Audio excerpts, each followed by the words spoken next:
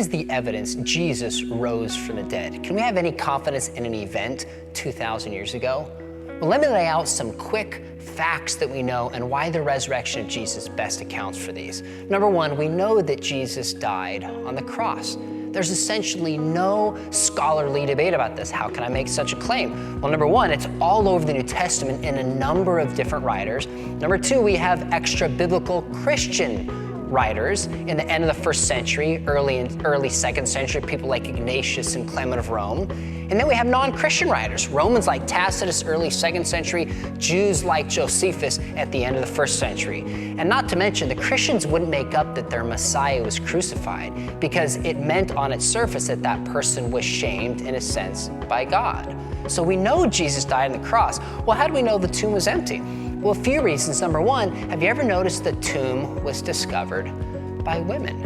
Now, in that culture, a woman's testimony in most circumstances was considered worthless. A woman was not educated in the sense like a man was. So why would the apostles invent that women discovered the empty tomb unless it were really true? But second, if you read in the Gospels, you know what it says?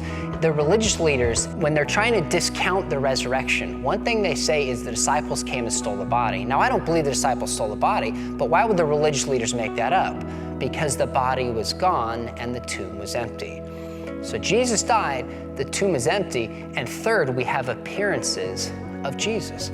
We have Jesus appearing to Paul, who was persecuting Christians. We have Jesus appearing to the 500 that's recorded in 1 Corinthians 15. He appears to women. He appears to James, his brother, who did not believe during his lifetime, and he appears to the 12. And then finally, the apostles, who were the first eyewitnesses of this and record it, were all willing to suffer and willing to die for this conviction. Now, that alone doesn't show that it's true, but it shows they really believed it. Friends, Jesus lived.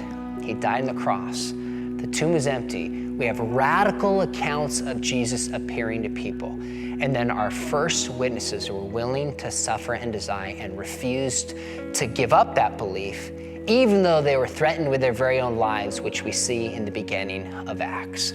For those reasons and many more, we have a good case to be made that Jesus really rose from the grave.